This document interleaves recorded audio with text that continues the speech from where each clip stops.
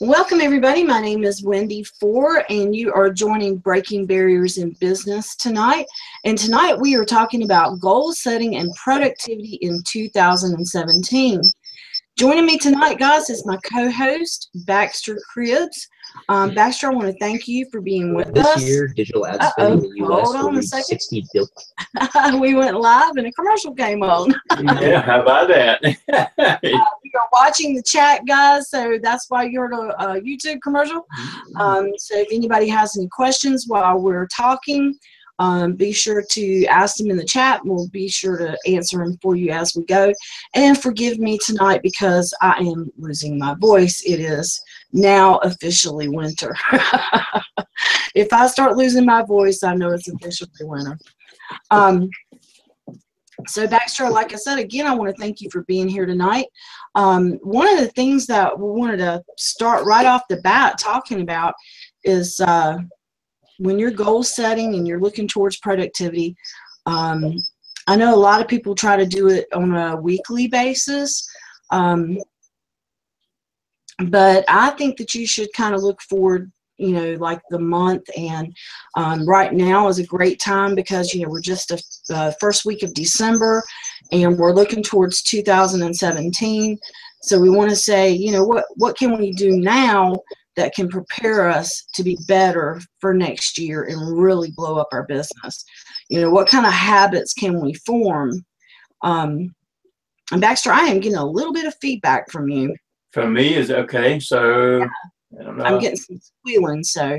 Okay, I don't see. Let me see if I got anything else open. I just got the one window and my headphones on. So I'm hearing a little vibration there too, but I don't know. Okay, looks like it's gone now, so I don't know. Yeah. So anyway, guys, we want to talk about preparing you for 2017. And the best way to do that is to start forming goals and habits now, so you'll actually have those habits formed by the beginning of the new year, because they say, you know, a good 30 days, if you practice something, then you'll definitely form that as a habit. So one of the biggest things that I have found through doing my research on goal setting and productivity is the fact that you need more sleep. You know, being able to get more sleep, even if you just try to get 1 hour a day, more sleep per night, that is definitely going to help you. And I know for me, it's always been hard because I'm a night owl. You know, I'm one of these people that I'll stay up all night long working, and then I like to sleep during the day, but they actually say that that's worse for you. You're less productive in the evening hours. So you really should be going to bed at a decent hour and getting up early in the morning, because that's when we function the best. But they're also saying, you know, add an extra hour onto what you normally give your body as far as sleep to become more productive. So that is the one really big tip that I took away from some of the research that I've done on goal setting. The other one is to be able to get better sleep. Make sure that you're turning off any like TVs, lights, and don't use computers and cell phones, and, you know, be on your social media at least about an hour before bedtime. Give yourself time to let your body calm down. You know, maybe you could do something like read a book, or just you know, sit and meditate for a few minutes prior to bed. So that is the one big tip that they said will help you into a better productive goal setting mindset and get your body ready for a period of time that you're actually going to be trying to push your business forward in an excelled manner. So that's basically what we're doing, guys, is we're telling you some things that you can actually do that will help you to get ready for 2017 in a very huge, excelled manner. Baxter, do you have anything to add to that? I can't hear you. You've muted yourself.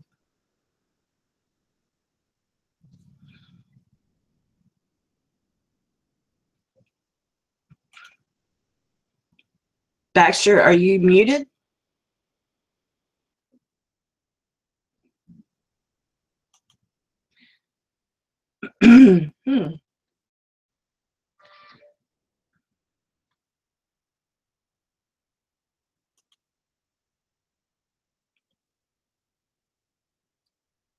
Okay, still can't hear you, Baxter.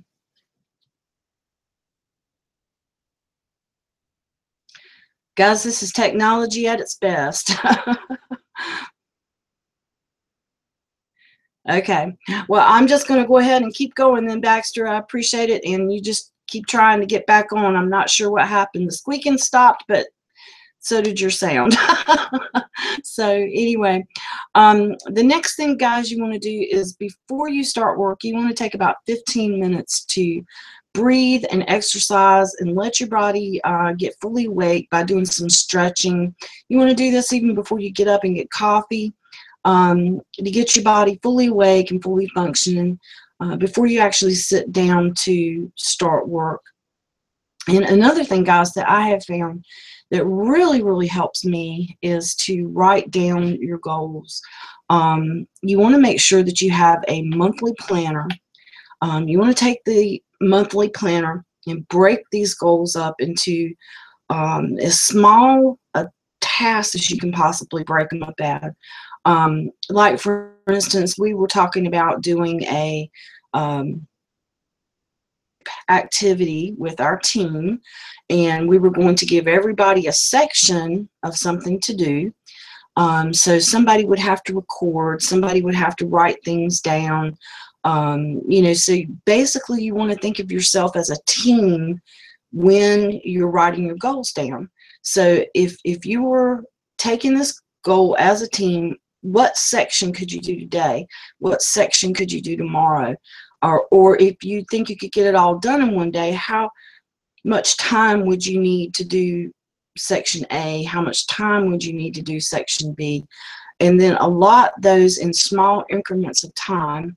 And the reason we say allot them in small increments of time is because we're going to use what's called a primordial, and I'm not sure if I'm saying that right or not, a primordial timer. And this is called tomatotimer.com. So if you go look it up, this is actually a free timer where you can set a goal that you're working on. You can take that timer and set it for 25 minutes with either a 5 or a 10-minute break after those 25 minutes are up. And what this does is it starts healthier work habits, because you do 25 minutes of work and then you take 5 or 10 minutes to get up, move around, and do some stretching, because they said that health problems can occur from sitting for too long. So to avoid that, for those of us that stay at home, work at a desk all the time, if you use this primordial timer, then it lets you know that your 25 minutes are up and you just need 5 minutes to stretch, or if you need like 10 to go and do something else standing, then you can do that and then come back and finish what you were working on. So it helps break up your goals in 25-minute increments. But what this also does is, because you know you only have 25 minutes, you get more focused in on that particular goal you're working on, because you want to finish before it's time for your break. I've found that really helps me, and it's definitely made things much better for me as far as being able to focus on what I'm actually doing. And if something from an outside source tries to come in, I tend to put that off so I can finish what I'm doing before my 25 minutes are up, then attend to something else. And Baxter, you want to try and see if we can get you back on? I tell you what, Baxter, can you go out and come back in, and maybe we can get you back that way? Okay, so guys, the other thing besides using a primordial timer and writing your goals down, if you're using a monthly planner, you can do this several ways. Monthly planner, computer planner, you know, whatever works for you. But I know using a monthly planner, you've actually got something in front of you. You're actually writing them down, and people tend to achieve things that they write down. So even if you're used to using a computer, I would suggest getting a monthly planner that you can write it down, you can take it with you, and then you can always be using it. Let's see if we've got Baxter back. Are you back? Call me now. Yes, I can. can. Yeah. Okay, Yeah. very good. That's all it took. Just a little reset. Yeah. Somehow or another, it got kicked off. Anyway. Yeah, that happens. But yeah. So guys, we were talking about using the primordial timer, and also talking about using a monthly planner to write your goals down, and making that to-do list. Taking that to-do list, breaking that up, and making those small goals. And when you're doing your goals, you only have so much time in the day. I don't know about you, Baxter, but I'm a housewife, and I'm also homeschooling my child, and I'm also running a business. So I know in the early morning hours, I have time to work on my business. When my child is up during the first little bit of the mid-morning, then it's time for her, and then by lunchtime, we might be back to where I can do a live stream or something while she's taking a lunch break. So I have specific times that I can do things, and I have to break my goals up into, little chunks where I have an hour that I can do this, or I have 2-hour block time. So what I typically do is take my 3 most important things that I need to achieve that day and write them down on my calendar in my blocks of time that I know I have to achieve those goals. How are you writing your goals down, and what are you doing, Baxter, to kind of focus yourself on your goals? Well, I'm the same way as you are, basically. But I mean, as you know, I get up very early. I'm a 4:30 person in the morning because I have to be to work at a 10-hour day job for 10, 11 hours a day. So I have to schedule at least that first 30 to an hour as much as I can, in trying to do those things. So that's exactly what I do. I do mine a little differently than you. I noticed that in your that you like to write yours out with the computer into the calendar type thing. And if I was going to do that, I would have a calendar and write them out by hand, because to me that locks it into my mind more so what I need to do. And everybody's different. Some people can do it as you do with the calendar and the machine, the computer, and some people write it out. I'm one that writes it out. And actually, I write it out too. That's what I was just saying right away, is that when you write your goals down, you physically write them on a monthly planner, you tend to achieve them faster. I've been kind of doing research about goal writing, and it's okay to use a computer calendar. Because computers nowadays will give us reminders, about, well, you've got this appointment and you've got that appointment. And I know that's saved my butt more than one time. Right. But I actually do both. I have, my handy dandy iPhone with my appointments and things like that. If I have a client appointment or a doctor's appointment or something that has to be turned in by a certain time, I will put it on my iPhone. But I typically write everything down in my monthly planner when I'm trying to break my goals down, because I'm a visual person. I have to see it in front of me. I have to mark it off. And people that typically do write them down and mark them off get more done in a day. Right. And a little tip that I had learned, I mean, not only that, but like you said, to me, the appointments, the doctor's appointments and stuff like that, that's good, because I do that with my phone as well. And if I got an appointment with somebody, because like you said, it reminds you 30 minutes ahead of time. But as far as your life goals, the things you're trying to achieve, and in your moving ahead in your business, I think, like you said, writing it out is a better way. And a few years back, a guy had suggested not just mark it through, but write out to the side of it also done, or great job, or something that's an encouraging type thing. That says, okay, to yourself, because you're talking to your self-image when you're doing that. And that's the point of writing it down. I mean, copywriters will tell you the same thing. Write it out by hand before you're going to do something. And that way it sinks in. You have that mind muscle and hand muscle that works together. And so that comes across very strong into your mind. And to add into that, a lot of people have said that you really need to give yourself a reward, just like, you know, you give a kid a lollipop for doing something that they were supposed to do right. Give yourself your own personal lollipop, even if it's just, you know, if you've been wanting a bowl of ice cream and you're on a diet and you really achieved some big thing in business and you got it done, and, you know, give yourself that ice cream. It's okay. Exactly. Yeah. Yeah. And then I heard another suggestion that is just the opposite of that, that if you set stuff up to do in a day's time and you don't do it, then you go, basically you have a punishment for yourself. I can't remember. I've listened to a couple of people before, just in the last few days. I don't remember if it was JT DeBold or either Miss Penny that was talking about how that people who were at once in the Army and they were trying to get stuff done and they couldn't. And so when they did not get it done, they would donate something to the Air Force. So it was a punishment. You know?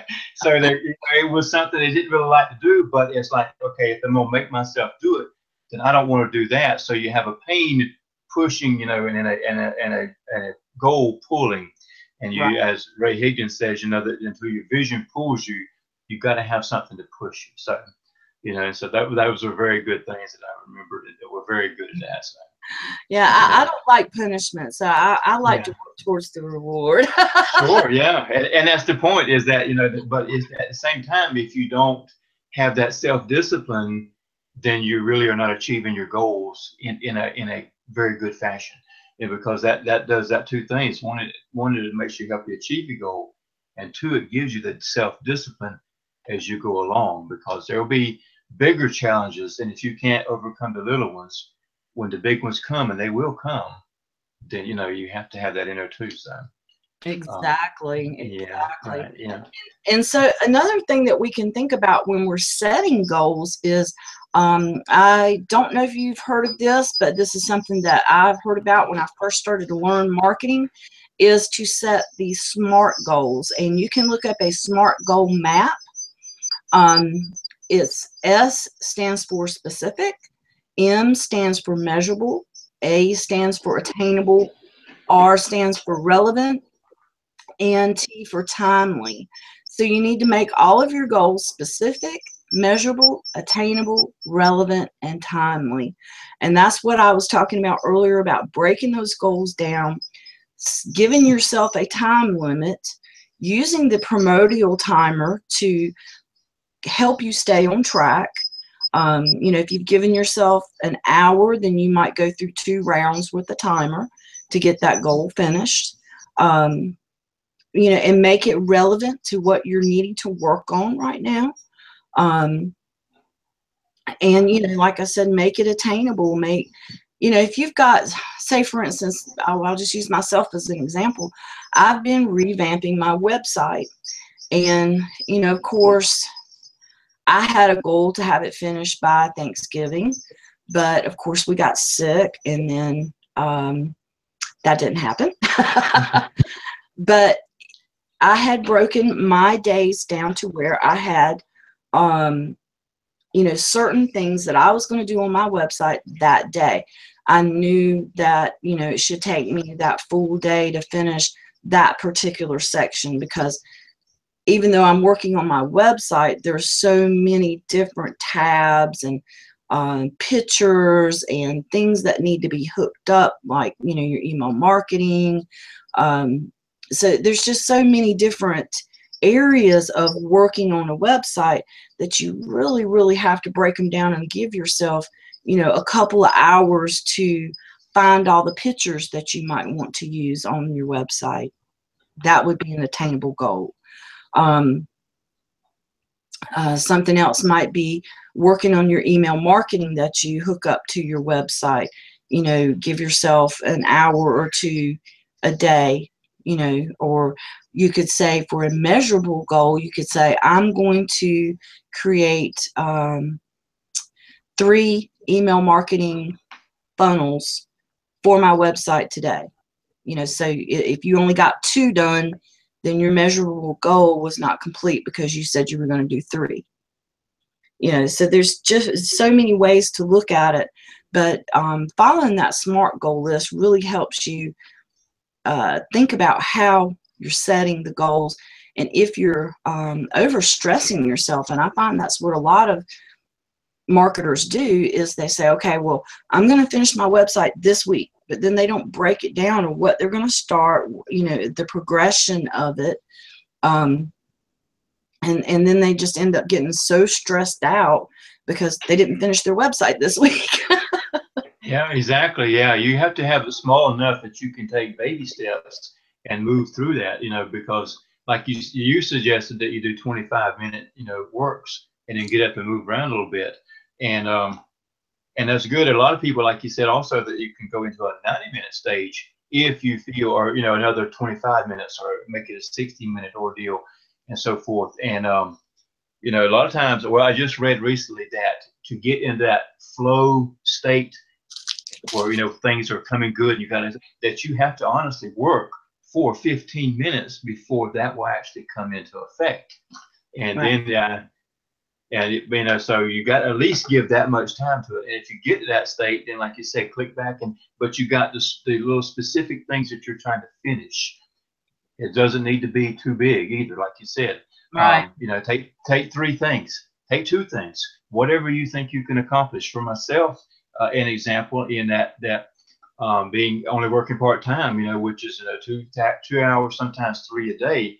I have to break it down to like 2 blog posts a week, maybe 4 videos, and, you know, doing an ad every day, or posting only twice a day, rather, as compared to some people say 7 or 8 times a day. I have to move it back to something I can handle and still be consistent in that, you know. And so if you're sitting down and if you have all day to sit there and work at that, you still got to have time blocks, you know, to work through. And so, yeah, I agree. But like I said, I can't stress enough using that timer, because I am the world's worst for squirrel syndrome, and everybody knows what squirrel syndrome is. That's getting off track of what you're supposed to be working on. And what will happen to me is the phone will ring, or something will pop up on Facebook, or, you know, I'll hear something going on in my house. And of course, you know, I've got my child and my pets here, or I'll remember I needed to lay out something for dinner. You know, it's just, you know, my brain is like this all the time. Yeah. You know, or I'll have this fantastic idea of something that might kind of coincide with what I'm working on at the moment. And what I have found, and if you guys will do this along with your timer, have an open Word doc. So if you're working on your 25 minutes of your certain goal that you're working on, say you're editing photos for 25 minutes. Okay, so you're editing photos for 25 minutes, but something comes to mind that you need to do. Instead of getting up and leaving your 25 minutes that you're supposed to be focusing, write it down on that little Word doc. And then when your timer is up at 25 minutes, if you need to go one more round to finish, and you can, go ahead if that's what you really want to do. But if you want to go ahead and take 10 minutes, then take some of these little things that you've written down on the side, like, you know, I need to go lay out dinner, or, you know, maybe you want to have a goal or something to check into at the end of the day. You can put it on your calendar for tomorrow, if it's not something that has to be attended to right now. But I have really found that by using the timer and having an open Word doc for notes has really helped me stay on task, because not only am I working on what's on my productivity timer at the moment, but then I'm not letting myself get off track or get up or leave my office for things that might hit my mind, because in the past, if they hit my mind and I knew if I didn't do them right then, I would forget it, because I have so many things that I am doing. But by using that Word doc, it helps keep me on track, and I can just do those little things throughout the day when I'm taking my breaks versus my focus time. Right. Yeah, and along those lines, and a couple of things I had to point out, if I can, is that, and I don't know who said this many years ago, but anyway, I read it somewhere. It said that the dullest pencil is better than the sharpest mind. So whenever things pop into your mind, write it down. Exactly. You know, and then, you know, then you come back and you can do that later on. But in the timer effect, if we can, I go back to that, You know, our smartphones are one of our biggest distractions, you know, in the world today. They're a big help and they're a big hindrance at the same time. Exactly. But I use the iPhone, and I actually have two of them, one for work and one for my personal. But both of them are identical. So if I get up and leave my computer, you know, you can't always see your 10-minute thing. But on your iPhone, there's a timer. I don't know if you can see that or not. The timer is on your iPhone, and it'll go off. You know, it'll make a huge noise, so you'll know whenever your time is up. In fact, I use that for mine. I just found this the other day. I mean, I've had it set for an alarm, but you was talking about earlier about getting more sleep. It also has a reminder that says go to bed at 10:30, get up at 4:30, or whatever it might be, and you set that up. And so if you walk away from your computer, set your phone, and you can use that. It also has a voice recorder on it, so if you can't write, just hit the voice recorder and talk to yourself. So later on, you can come back and you have it there as well. So that's a couple of points there as far as the you know, reminding yourself of what you got to do, because sometimes when you are working and you're in that flow, a thought will come, and that's when it does. You know, when you're doing speeches even like this that we're doing here, something will pop in your head, and you want to. In our case, we can go ahead and say it, you know, because that's what we're after. But you know, whenever you're working, excuse me, whenever you're working by yourself, you want to listen to what comes into your mind, because your mind tells you things that you have read or heard or done. And the very thing is, last night I'm a coaching student with Dr. Bob Clark, because he does what he is doing, what I want to do, which is he's working a full-time job and working on his retirement. And so I resonate with him. And so some of the very things that we discussed last night are some of the things we're talking about right now. Productivity, and you know, and what hinders that. The biggest thing I said is your inner critic talking to you, telling you, why are you doing this? Nobody wants to listen to you. You know, you're never going to be no good and all that kind of thing. But he says, and he's going through a Darren Hardy course, and he said it is distractions. Exactly. It is your distractions. It's like you was describing a while ago. Oh, I got to put supper out. I got, you know, your child hollers, your dog barks, the doorbell rings, the phone goes off. You know, so when you sit down, as much as possible, turn that stuff off. Well, you know, people think that when you work from home that you've got it made, because you can, you know, focus and you don't have workmates and stuff like that around you. I have actually found that it's harder. Yes. I came from a background of being a therapist, working in a very noisy rehab room with other therapists, other patients, you know, people clanging and, you know, all kinds of noise going on. And I'm having to write documentation, you know, for patient treatments. And I actually could focus more in that environment than I can at home, because it's just so easy to get up and walk away from the desk and not come back. Yeah, and that's one of the things that, like you was talking about with the timer and the self-discipline, is if you use that to make yourself stay there, even if you have nothing to write, if you can't think of nothing, whatever, sit there until you get it done, you know, because that if you get up, like you said, it's over with, and you've automatically gave in to your self-critic that says, okay, you know, put that down. Something in, because we are lazy to that degree. We're all lazy.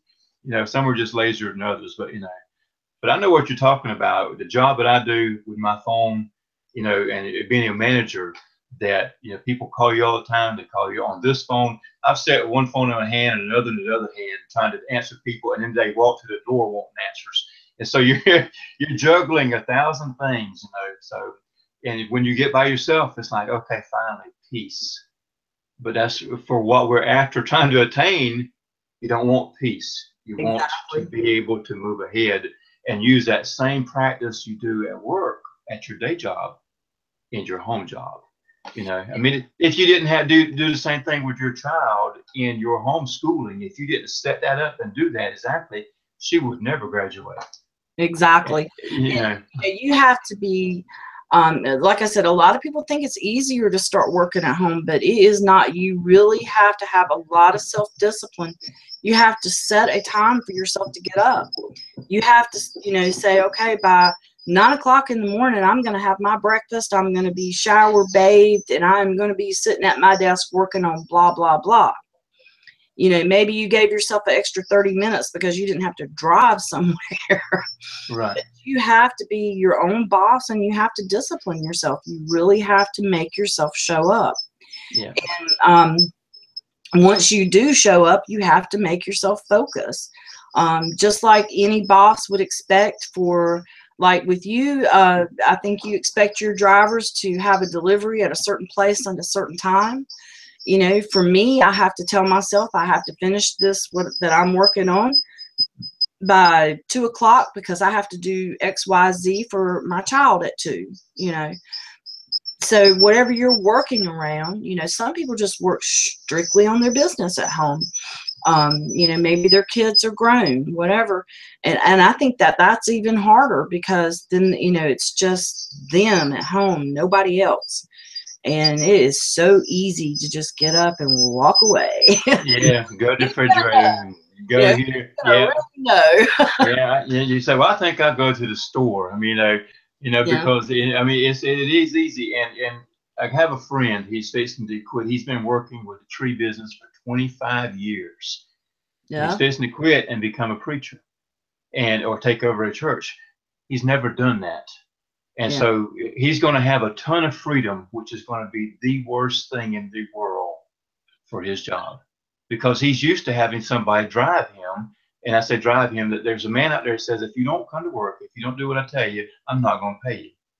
And the same idea, as a preacher, they're paying him. But if you don't have that discipline to do in the marketing world, because that's what that is as well, it's just one of the more difficult things to do because you're recruiting volunteers, you know, and it's hard enough to get people to be recruited to do for money, much less to volunteer to do something. And if he does not learn that in a hurry, he will flop. And that's what we have to learn. That's what you're trying to share with these people tonight, is that you got to have that discipline or you will not get it done. You will simply fail. One thing that I want to point out too before we go tonight is another tip for everybody is absolutely do not open your social media or your email first thing in the morning. It is such a habit for everybody to get up, wake up, grab that phone, start checking your email, start checking your Facebook. Well, the next thing you know, you're in la la land. The best thing for you to do is get yourself up, get yourself awake, do your breathing, do your stretching, get yourself to your desk, and actually take care of your number one chore for the day before you open any of your social media. Or emails. Or emails, yes, exactly. Yes, anything. And that's like you and I, we came on, we both shut down our social media so we wouldn't be interfered here, you know, with the ding and dong and all that kind of stuff.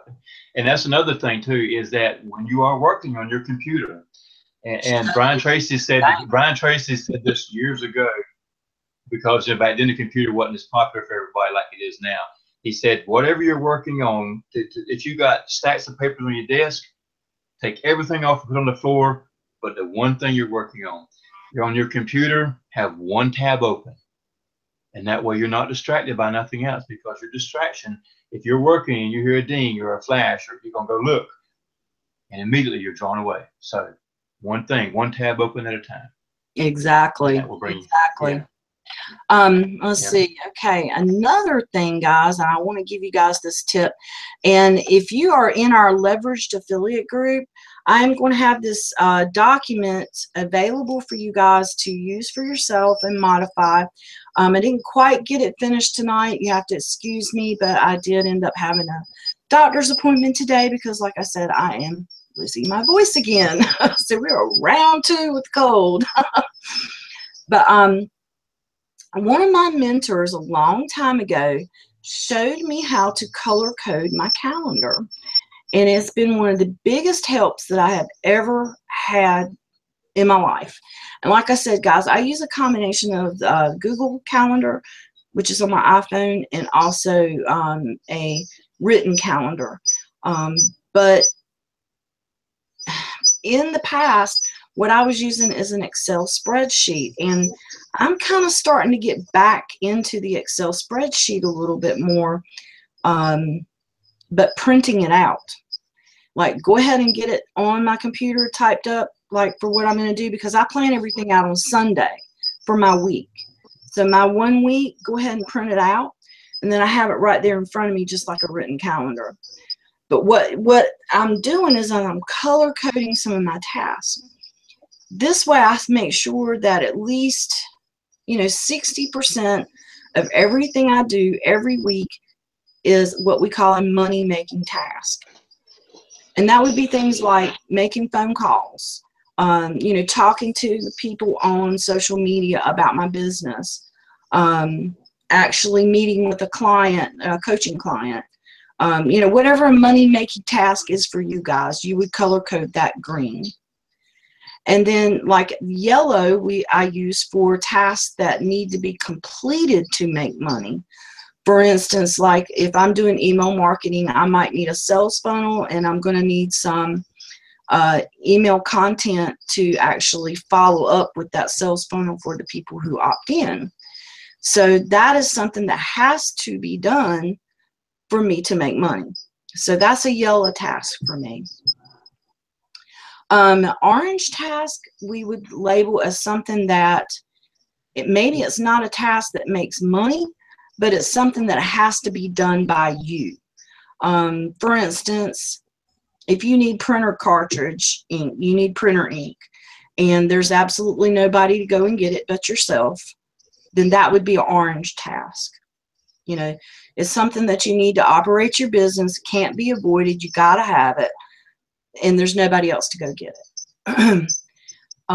So that would be something that would be considered orange. And then purple would be something that would be tasks that could be done by other people that you want to accomplish that week.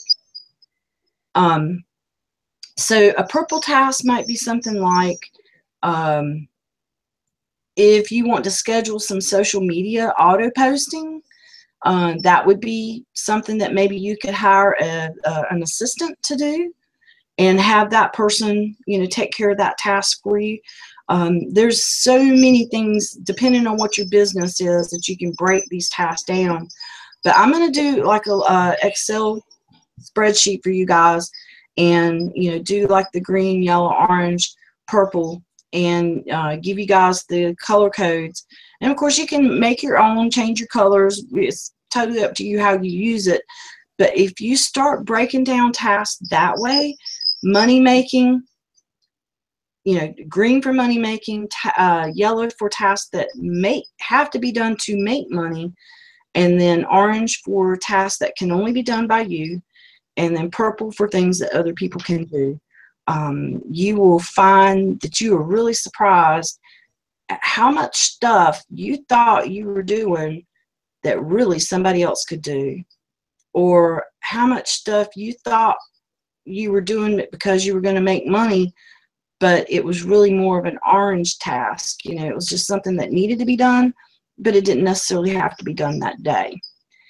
Baxter, you agree? I mean, we all fall into this trap, don't you think?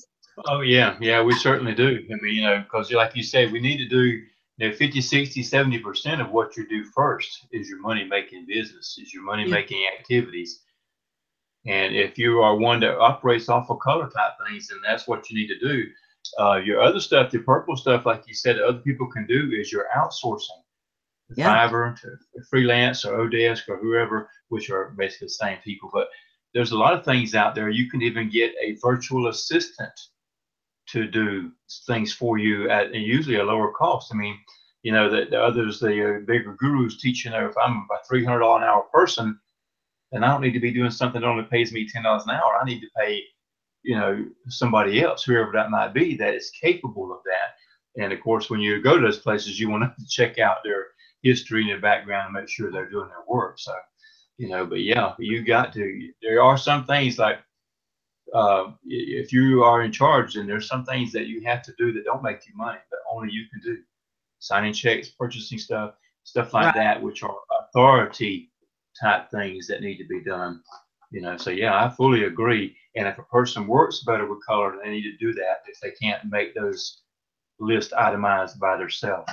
I said, I'm a person, I carry paper in my pocket and pencil, and I write stuff down all day long. So once you become good at your business, good at it, you have a tendency to remember those things quickly. And you can just make a one-word note. Yeah. And you will remember, okay, got to go here, got to go there. You know, I mean, I was off for 2 days last week, and I would call them that. Did you get this done? And I hadn't even looked, but I knew it had to be done that day because I've been doing that for 12 years. You know, so, and that's when you become this kind of productivity and goal setting in your own business, those type of things will come available to you as well. But you got to form the habit. Right. Exactly. You know, I started off color coding because it was a way to learn how to break down my goals. You know, it was a really good way to learn how to break down the goals. But then once I kind of knew what I was doing as far as breaking down my goals, I didn't really worry about the color coding as much anymore. But then sometimes I would just kind of go back and highlight on my written calendar what was green, what was yellow, what was orange, what was purple. And it is good to go back, even if you're an experienced goal setter, and kind of look at what you're doing, because sometimes you might surprise yourself. You have a habit of slipping up, and most business owners, solopreneurs, are, how do I put this lightly, control freaks. Yeah, to some degree, yeah. We like to control it all, baby. And it's really hard to let go and not, you know, give that thing away that we used to do or we used to take care of.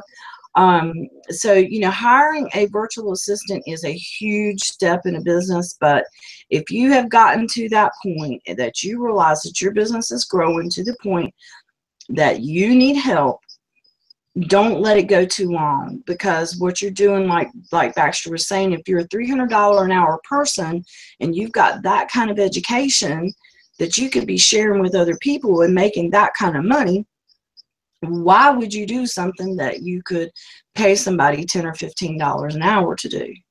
Makes absolutely no sense. Right. And if I can share this with you, the reason sometimes, like you just said, go back and look at your calendar and mark it out and see what you did do, because sometimes you have a bad week or you get a really hard rejection or something, and that messes with your head. You go, okay, I got to shuffle my business cards. I got to, you know, check my account, my checking account, and so forth. And you take an easy road, and then it immediately becomes a habit over a 2 or 3 week period of time, and you fell back into that easy street. Exactly. Rather than staying out of your comfort zone. And that's where we need to be, is just in the edge of that out of comfort zone, and learn to like that and be moving ahead rather than falling behind, because you're doing one or two things. You're always moving up or falling back. Exactly. You know, and so, like you said, it's always good to go and check yourself, you know, and look back over it, you know, so very helpful. Well, guys, we are almost at the top of the hour now, so I have not seen anybody ask questions in the chat. So I am going to wrap this up, but like I said, this week I will put that Excel document for the people who want to start using that to try to get some ideas on how to set up their calendar a little better. And I'll put the link to the promotional timer. And if I'm saying that wrong, forgive me. I have no clue how to say it. I'm just reading it. A lot of people call that a tomato timer. They call it a tomato timer, but a kitchen timer works really good too, because you can hear it ticking. Yeah. Well, you know what I really do love about the tomato timer is I can turn my speakers up on my desktop, and when that sucker goes off, I can hear it in the back of my house. So yeah, because I have a habit of laying my phone around the house, not necessarily having it directly on me. So when my 10 minutes are up, I can hear my computer going bam, bam, and I know it's time to come back, you know. Exactly. So, you know, it's been a wonderful tool. But anyway, guys, we really appreciate you joining us for Breaking Barriers in Business. And if you are a new person to my channel, I'd love it if you would subscribe. And don't forget that we also do the 12 o'clock every Tuesday blogging show. So we also do blogging, but every Tuesday night from now on at 7 p.m. Eastern, Baxter and I will be here trying to bring you a new subject, some new business information, techniques and tips and tricks to help you guys further along in your business. So if you have a question about a subject matter, please join us over in the Leveraged Affiliate group and, ask your question, and then we'll do a trading on it. And we put the link in the group for you guys to pop on and join us live and ask live questions. We definitely want you guys coming on and participating. So that's an option for you too. All right, guys. Thank you so much, Baxter, for joining us tonight. And My pleasure. And we will see you in the group, and we'll see you next Tuesday too. All right. Thanks, guys. Talk later. All right, good night, everybody. Bye.